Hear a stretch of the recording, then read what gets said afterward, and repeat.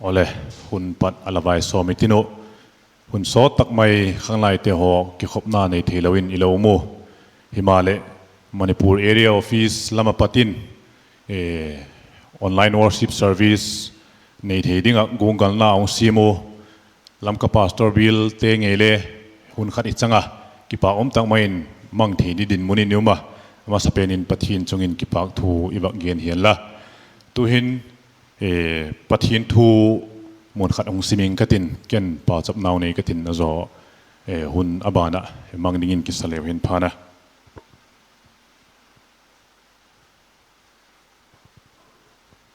ปัทินทูซิมินนั่งไงถ่ายติว3 number สมกุกเลกูจ้างสมทุ่ม3 number สมกุกเลกูจ้างสมทุ่มปัทินมินปากอินลาสังกัตินกิปากทูเกนินอามาจอยหอยงกะลัลปานะทูอิเลงจีดวาริงอินมาสมปิกเห็นละปาจับนาในติววานาวมกบีกุกเปาเลกปัทินลัลปานังอินหอยตักไม่ลีซิมปิกะหุ่นโซตักไม่ล็อกดาวน์จีกินลัลปาข้างในเตหอบิ๊กบุกละมัดลัลปากิโคมเทลวินมาเลงเลลัลปาตูจานหุนหินนังมาไปโคมเทดิงลัลปานังมันหุนเลมจางตักไม่เลสิมปีจิงอามาสเปนินเลกินกิปากทูกงเกนเฮ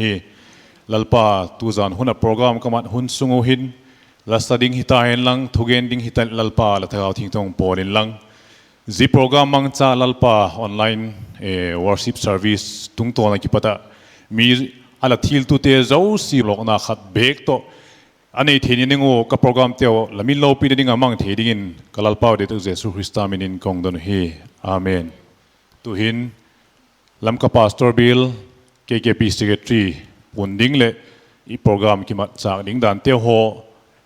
ปุ่นนะหุ่นอามาหุ่นละดิ้งเกาเตียวกิปากมาตุนิตาหุ่นเมลพัตกไม่ดัลปาวนี้มุสกะอันจะเป็นปะทิงเกียงกิปากตูอีบักเกียนยันละลูกดาวน์เจกับข้างไล่ตั้มตักกิคอมเทตลหุ่นอีเลนี่วะมาเลตุนตาหุ่นหินบนนาสนาบังมาละวะปะทินปากความคิดเทดิ้งปะทินหินนาดำนับปาตีปีโปรแกรมเตียวของสุลังอินกัตินตุนตาอีกกิมัดจานิงโปรแกรมมาอีเล่เชอร์แมนเฮเลผู้มังซาลูนลีดเดอร์หินตินรีพอร์ตอุมินตินผู้กินลินมังเซทรีมินตินละสักคมนาอุมินตินฮะโจเลโซโลโจเลดิวต์โจเลคูร์ติดโจเลทูเกนตูละสักคมนาคิดตินโจเลหุ่นขักนาริเวนกางาบิลตุปาสเซอร์ดิงเฮเจเลรีพอร์ตหงไปส่งงาลิงกตินลำกับบิลKKPดินมุนรีพอร์ตเนี้ยจ่าของเพียงกะบรันส์จัดให้เล่บรันส์ปังอามาปะขณะจินลำกับบรันส์เฮปนินาหินฮิลทาวน์บรันส์เฮปทุมนาหินนาซาเรตบรันส์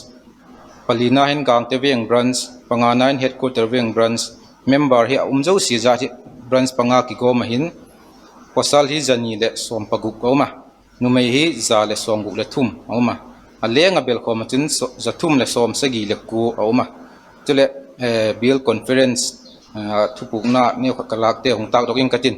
Bial KKP conference kimang tazat ahile som pagukbi akimanga tele office bearer le committee member zat hi office bearer zat hi paguk hi committee member zat hi pakku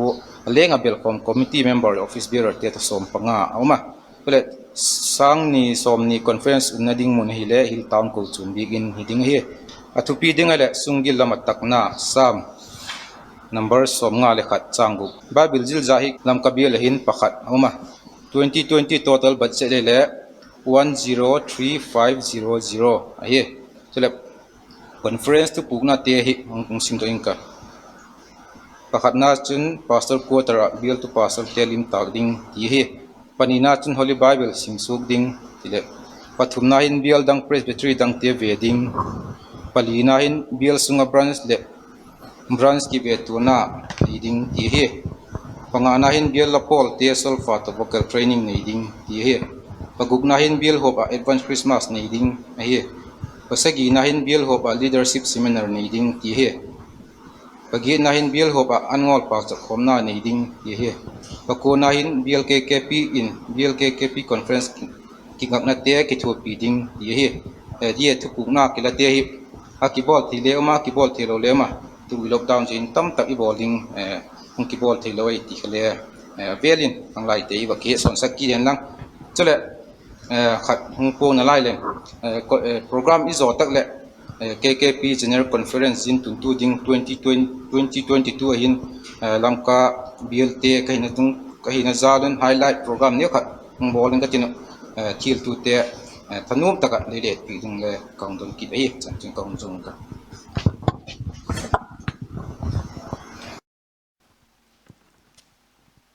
tu hin pathin choi hoina la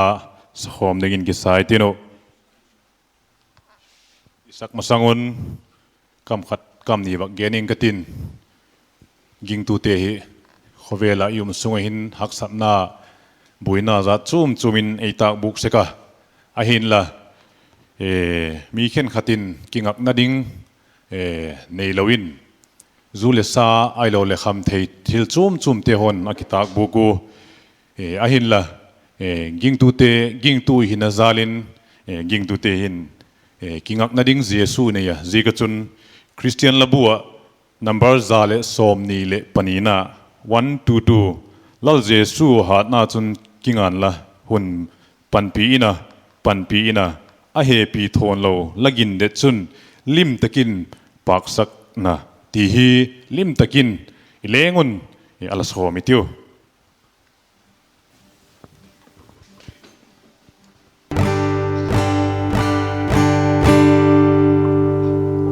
lal jesu hat na chun kingan la panpi ina mi thon lo lagin det chun lim takin pak sang na a hat na le a he pi ging chan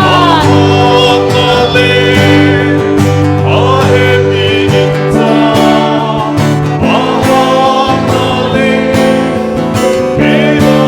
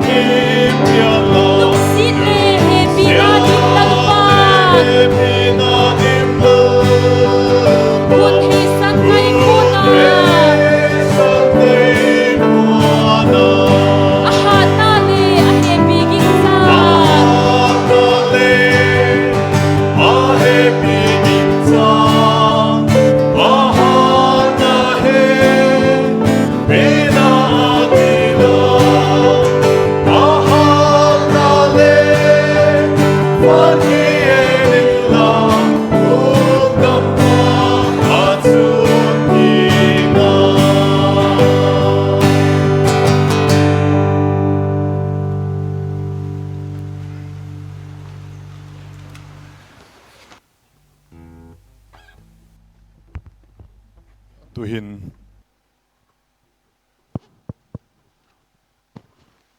abanin ala chi zo mi tinu pathin choi hoin la ngai tharin ki sai tinu solo nunga Sonia lam ngai chin Nazareth veng branch Seppatin pathin choi hoin la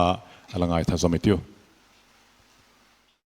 Tuni huna pathin soi hoina la khong sak dinga hi le here belines ten asak only a holy God tilang sangka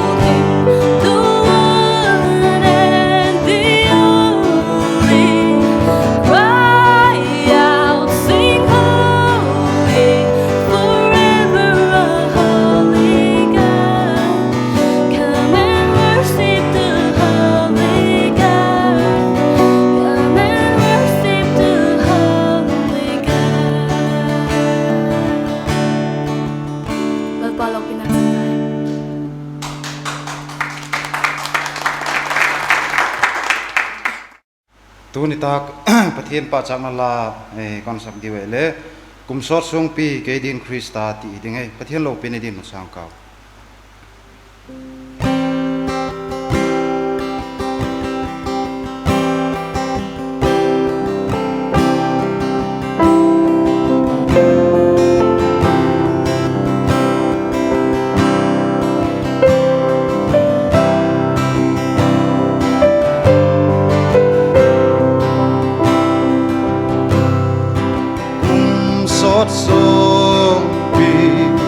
cây din khi nắng ma áo xuân cây xe bin na nạc lệ a kỳ bát tha khi san lệ tuy lo ngọc chữ vì lâu tình lo thấy na ba sil thế in ấy hu cam in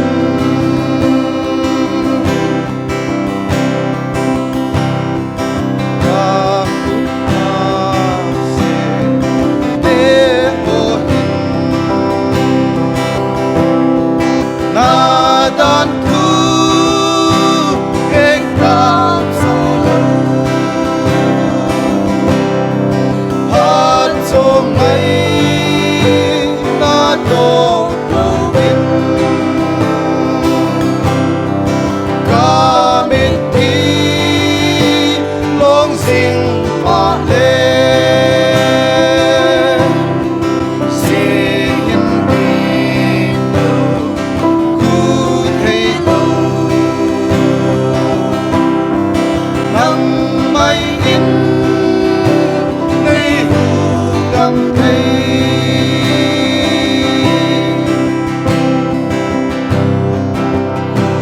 hụt ngon mây là không rốt in na có chú ca tu mây hi hôn rằng đây tu đi và hùng bắn bi bay đây lùng sẽ đi khi lâu nguyện ca hùng du đây xin thế in ca lâm na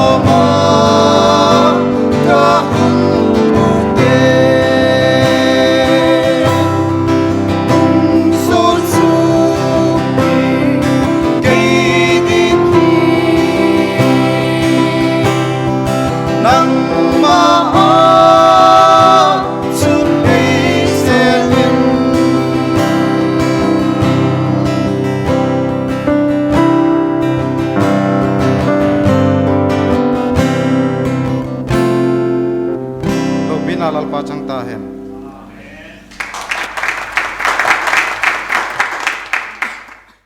tu hin mi pin ilengin pathin choi hom khom kidingin ala ki saitin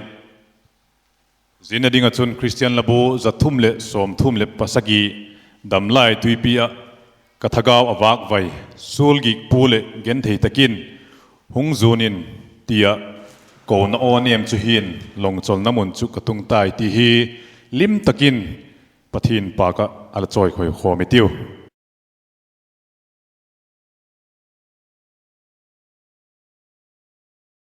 dam lai tuipia kathaga awak vai sul kik pule gen thei takin hun sunin tia ko na onem chu hin Sonin tia ko na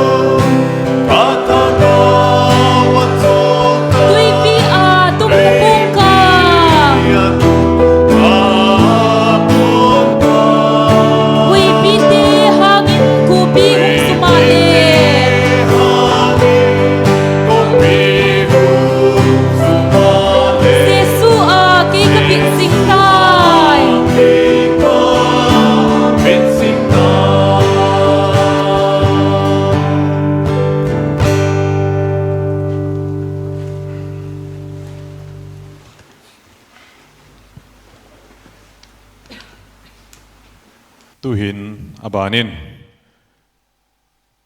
pathin choi hoina la alangai thazom dingin kisakit hitin zinading achun duet hungsak pi ding lamka bran sapat nunga doilam hoi le nunga moi nei kim amao ahun ladingin ko taw hi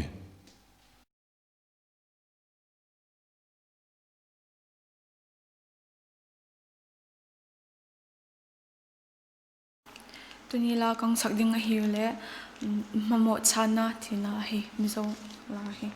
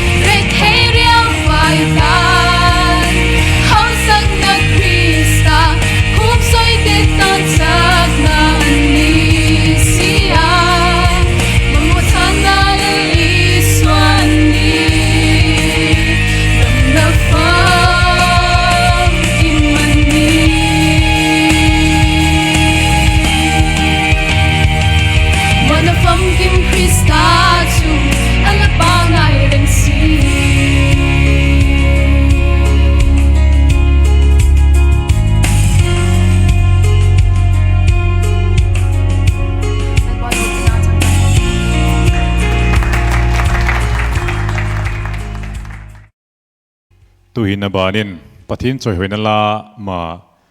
alangai tha zom din ki sai tinu hiltam ran sapat quartet tangwal pau thin mang tangwal lamgin lin nunga edi khol nun kim nunga sang kim amao pathin choi hoina la alangai thai tiu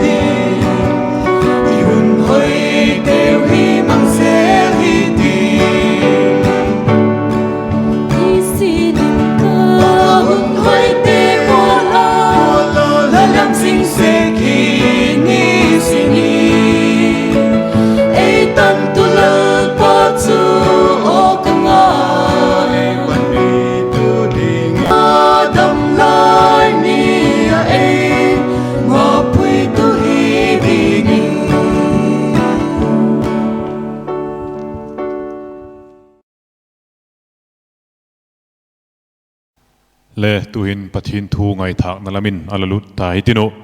tunita huna pathin thu egen pik ding upa lalin thang lamka pastor bill chairman ama hun doi tok taka mang ningin alko tai tio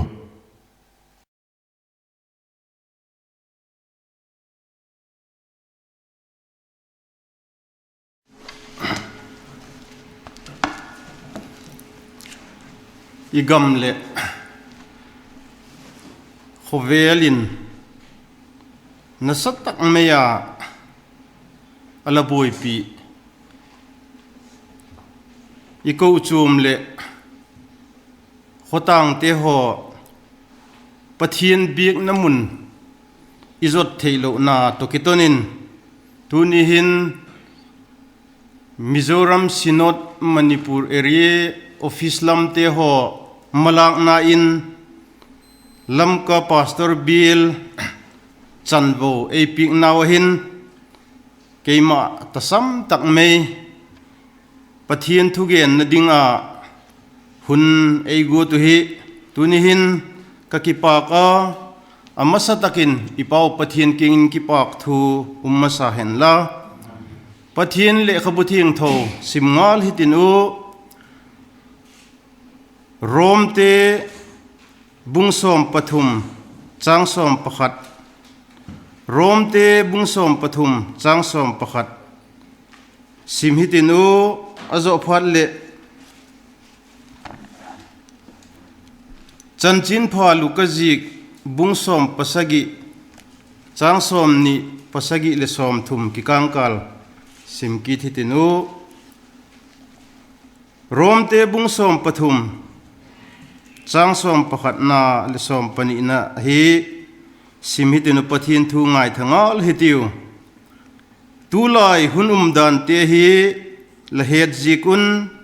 I mulai tho hal ahun tak zetai ti he tiu tu hin chu igin lim lai sang u khan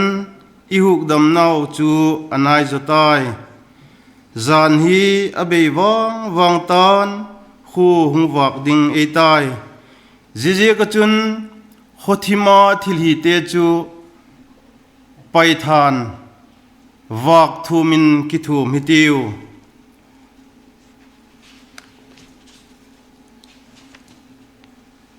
chanchin pha lukazik bungsom pasagi chang som ni pasagi apat som thum ting hi pathin thu simin ngai thazom ki thitiu nowa kunga aluta tui ahung le ta aleng o athigam naw kha ahung tun masi aneu a adon u zile posalin akinei u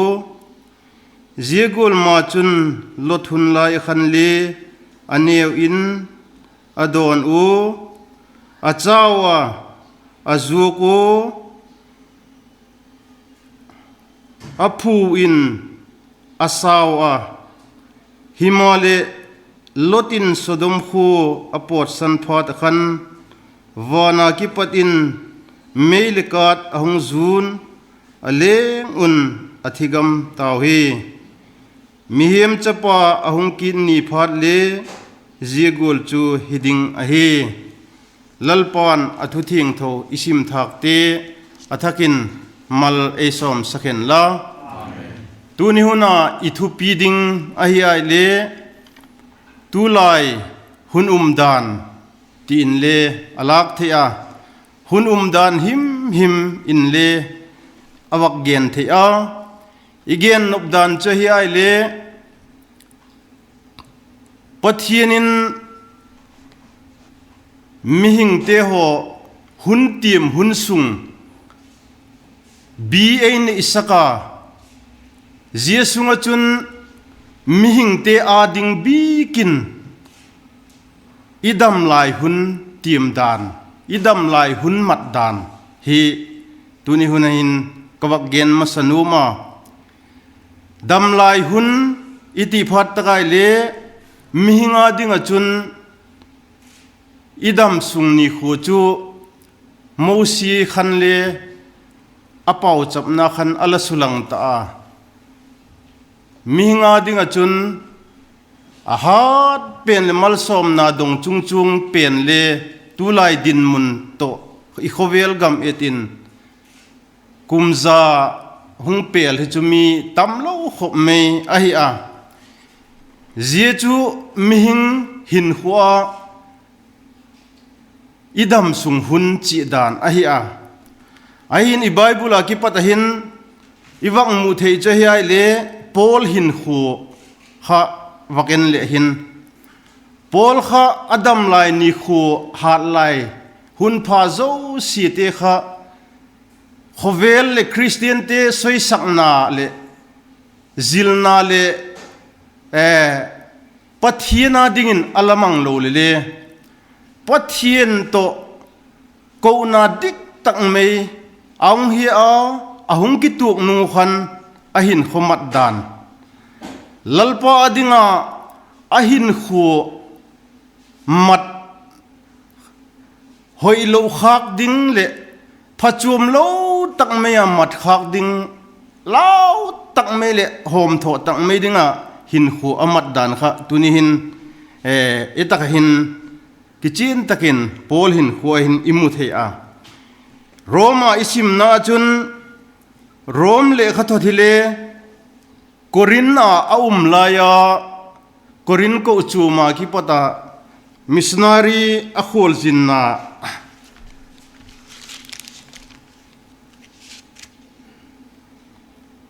thumve na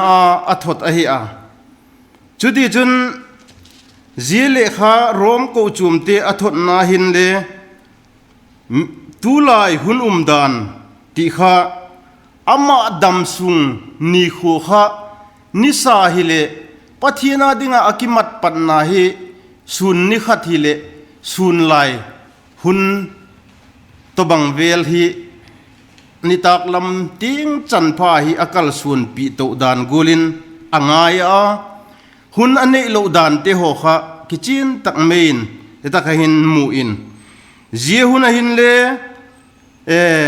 mihing te ho hi ahin kho pathina dinga alamang tok lo tam pi te ho pathian ko chum te hile khovel mi te ho la kahin ala hi ti hi amoa ye ga chun yetaka lekha thon na hin hun dan te ho hi in ye ga chun i mute ati hi abi tak mai thagawa i mute ati na hi Jesu Christa thagawa khatlo na him nei lo a khovel anamang te ho kha a he pi bi ka je te ho chu thagawa hal thang na chanchin pha a ahung nei wa chuti chun pathien lalpa Jesu Christa mun sim na gam te ho chu ginna gal hat te gola tung pi ngei dinga na asip na te ho eta kahin kichin takin akilanga jega chun i mulai tho hal hun tak zetta hi tin awak gen a tuni hen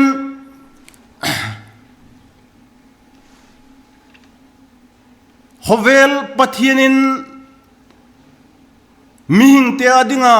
hun tim ei saksung he waken kile hin ilal pau Jesu Christa hovela ahung len lai him khan anung zuite in dotna alane nawa khan ahung kit na ding thu te ho khale dotna na nei wa lalpa bang tikhem nang ke to ki khen ding hi a lahung kit na ding ni te hi bang tik ding hem tin alagen lai khan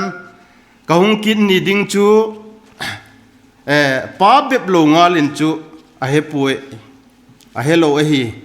ahin la je ta ka chun tepte na te ho kha alagen a je tepte na chi chum te ho kha tun hin vakgen kile in le mihing zo si te hon i hevek a tua igam sung boina khovelin aboi pi covid-19 hun sunga ko ma zo si ki kul khupa lockdown aum sunga hin le chanchin hit ding tang pi te ho thu thang phalo chi chum te ho lalpan alagen te ho kha atung zunga je te ho hagen kha bang hem khat le khat ki mel mang na thu te ho kha lagen a gam le gam ki do na ding thu te alagen a ai lo le hui pi ai lo le nim chim ai lo le thil chi chum cyclone te ai lo le hisi te ho tu hin le hiet sa mi pin hun sina news te thu hiet te ho in zel na ki pata thai chi te chunga atasa thei ding lung le khaw te ho na sat takin i khovel hin apunga chudi jun igama hin hung lut chet melo lai din mun chu ahia ahin la je ta ka chun iwak hiet thei tinga chun hipi te ho ma ganpul te ho vacha te ho bangle tunai cha mizoram te ho kha iwakena jingu ong sukai le vacha te ho zeta ka chun natna dam doi ki so hile ki bel hil khopa takhan vacha zo si kha thi suk mai ai lo le vok chapul te gan chapul te hisie te ti ai lo le kido thu thang te ti khan na satak main a jing a hi lin ling te ho la jing a ai lo wale mitam tak mai zi lalpa Jesu Christa kam suk ate ho kha yet jing line thina ala tuk te ho hi a jing a hi zi chi wak ngai toile tu hin banghem atasam pakhat chau khovel zo sie a mitin namtin zo sie le kol kila chanchin pha hit sak ding ti kha abakin ala chau din munin keima mu theidana chun kawak ngai a je ka chun ziete ho chule keima mihing thil dana kawak thila chun pathian chun anno paile zia chu hun khat thu in le gam chan chin pha thil khat mang cha in anno paile ahil suak vek the a hi ti in kawak la a je gola chun unaw te ho tuni hin tulai din mun I het zia ka chun I het zing lai ti ho ki pata hin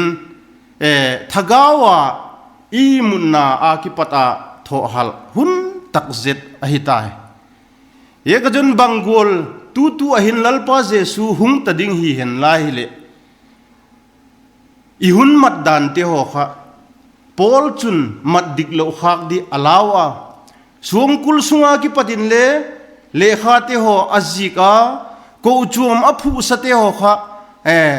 ti khan asei let thei zel na ding khan ti chun le kha te ho athota ahin khu te ho chu lak to a lo khang ka ti khale amma lema te ho kha la un chang te ho le achang le ahung nei se ka ji phat tak chule ki eng bol in ti chun lalpa lama khan akal sun ham sek ahi ti kha imu ahi zegol chun ilalpa Jesu Christa chun chanchin pha zhan jik bungku chang li na kha iat chun su na hi petin ei sol pa na ka sep ding ahi ku ma na sep theilo na hunu zan hun hung tung ding ahi tin alagena ilal pa hin ahun mathi angai tu chun ahom tho ma meya tigul khan ilal pa hilin le ti khan hun kampau alani ahi I Bible simnunung naw kha en to ki lew hin Noah kuanga alut khan tui kha ahong liat ngal hi ti kha agena zekha zema sanga khan mihing te tatdan nundan kha bailam deun awak gena bangtin hin khu amangom iti ai le Noah kha aen puwa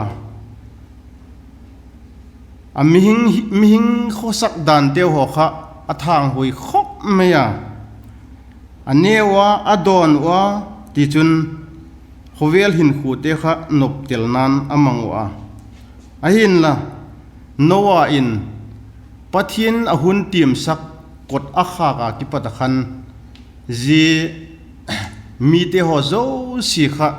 I Bible Genesis lam iet chun khovel pumpi chum suka asan pen na ki pat tong som le tong nga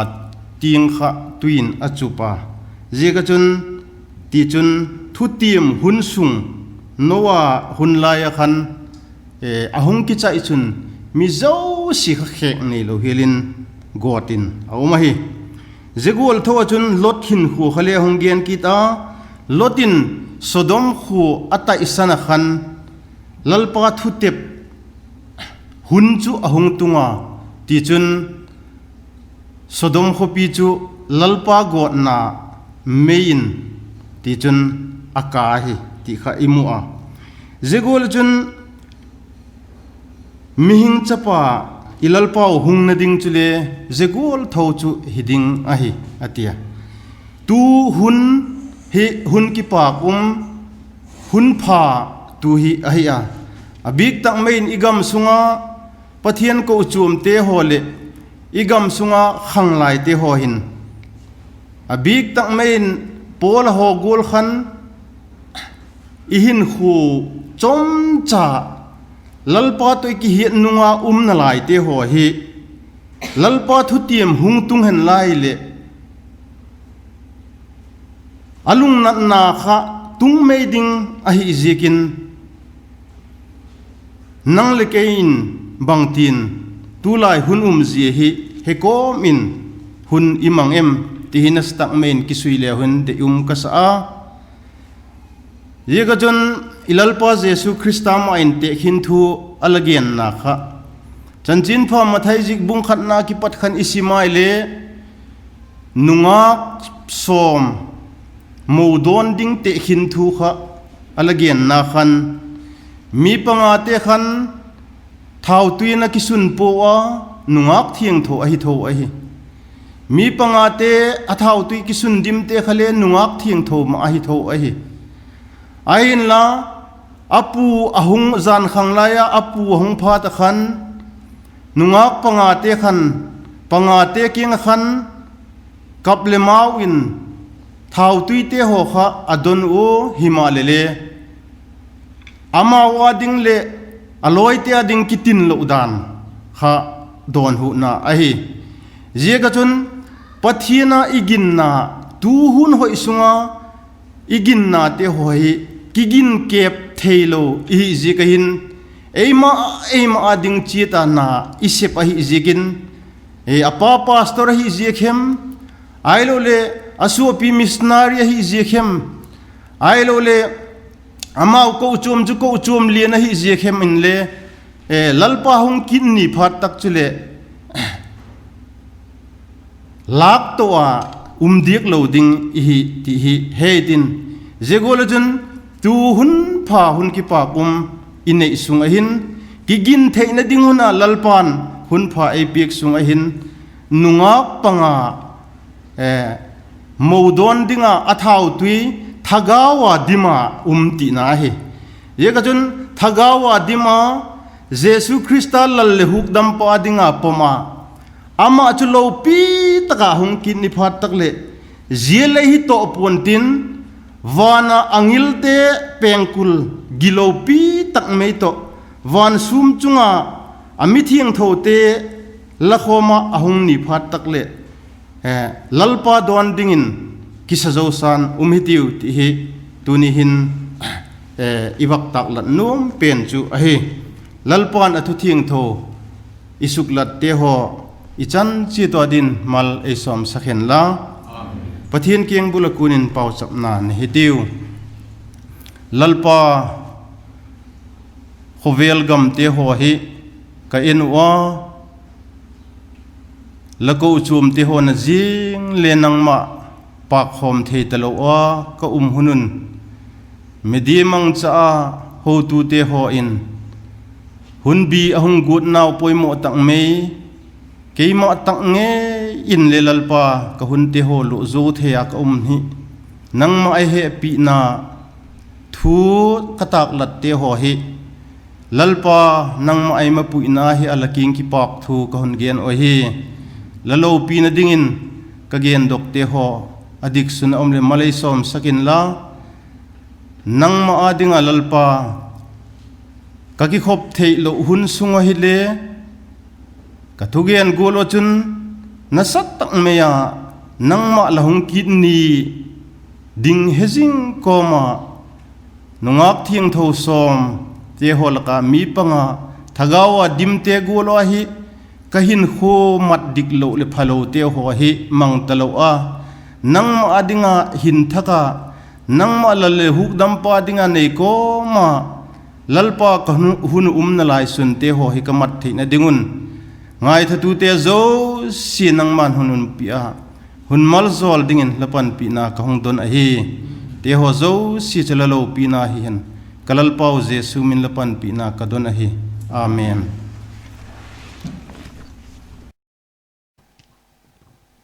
ki pa koma upa lalin thang bill chairman patin pathin thu ngai nom tak mai ngai tha zo tawa mi pi thil du te zo sin thagaw lam lok pina khat bek ineyu gin cha koma achungin ki pak thu ibak gen hian la tu hin pathin choi hoi na dingin Khristian labu zali le pathumna 403 zihi mipin lim takle titak zetin lungil takin sahitinu isak zo phatule hun khakna hung simpi ding Reverend Kanga Lamka Pastor Bill to Pastor ama kong non se ngai lawin hun hung na zom dingin ibak ki het sak hian la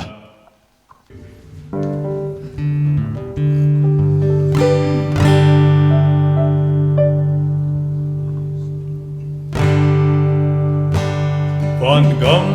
ngày tua hiền ấy kí bạc sang yang el vang te na si chun hu kam te au khom ui te a lung ngai na a khel ta kiel ta ki khen pu na ki khen tua na ki khen ta pui di khen ta poi van kam nu ma khim ki khen ta lo ding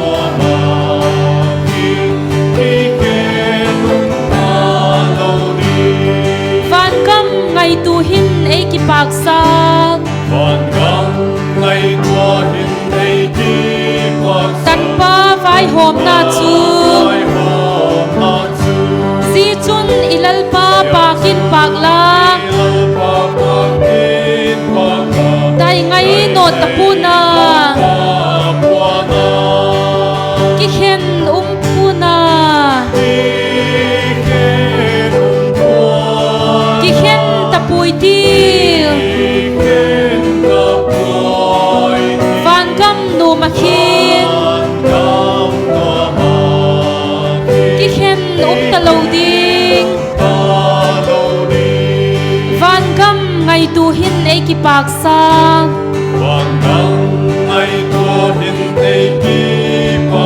mi thing thâu te khopi pun lo pi le lal lu khukin ki pak nan bim hiti ki khen pu na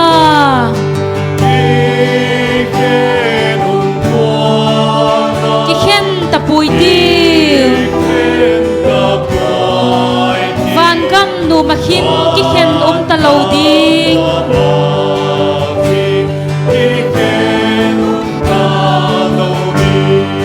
van kam ngai tu hin ei ki pak sak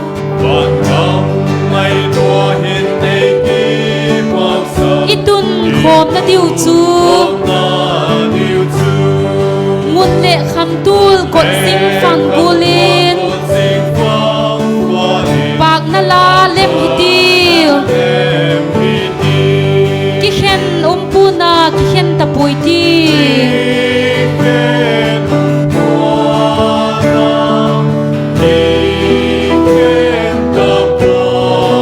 van kam nu ma khin ki khen ta lo di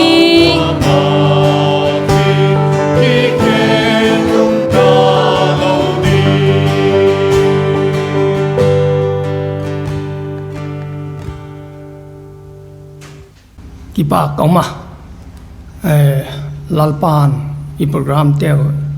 boinang nung lele ei lotin saka lalpan e mal som ta hen la je hi lamka pastor bir ala thil chang media ala feel chang te ala en chang ten phat chum na anga ngei dingun pau cham na hong nei katin ki mun la hallelujah happy nadim abraham pathin isak pathin jacob pathin lalpa hun chuki tol zelin hun bi chuki tol zelin India thiam na ailul khovel thiam na history vel chun renounce awakening period tin le science still te khan do na lawmen tu hin le thagau thila khan lo huna tai ti ka ki het vek dingun emal som din kang do ne lalpa je pathila thagawin na sepa ging tu tele im wong tele kai halkita nanga ki ging zo sa kom theina ding ne mal som din kong do na hi lalpa ka program se nangin le mal som lo chuna tho na hi mal Israel te lalpa gala do di phatula nang khuta ka pek sai ti jeng golin ka gal do thim pi jing na pul te hoi lalpa ei do pin la zona ke wa hidingin nang wale khan lo na hidingin hun monga ka din hun chom cha sung hi athona manglo khan lo na ka mat na ding nei mal som din kong do na hi